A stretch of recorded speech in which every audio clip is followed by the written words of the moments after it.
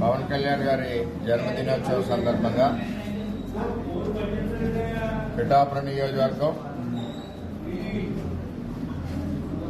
ప్రజల తరపున తెలుగుదేశం పార్టీ కుటుంబ తరపున జన్మదిన శుభాకాంక్షలు తెలియజేస్తూ అమ్మవారు అష్టైశ్వర్యాలు ఆయురారోగ్యాలు ఇంకా ఉన్నత పదవులకు వెళ్లాలని చెప్పి అమ్మవారిని కోరుకోవడం జరిగింది.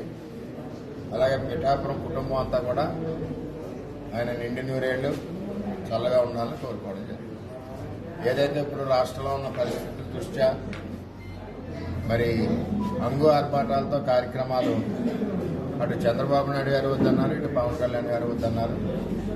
అయినా మా అందరికీ అభిమానం ఉండడం వల్ల కార్యకర్తల సమక్షంలో మరి కార్యక్రమం జరిగింది.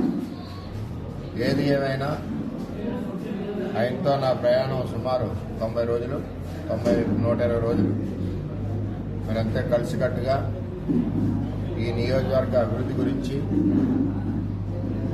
పవన్ కళ్యాణ్ గారు నేను ముందుకు కలిసి నడిచి ఈ నియోజకవర్గ అభివృద్ధిని మరి మన రాష్ట్రంలోనే ప్రప్రథమ స్థానంలో పెట్టే విధంగా పనిచేస్తామని చెప్పి తెలియజేసుకుంటూ మరి ఈరోజు జన్మదిన సందర్భంగా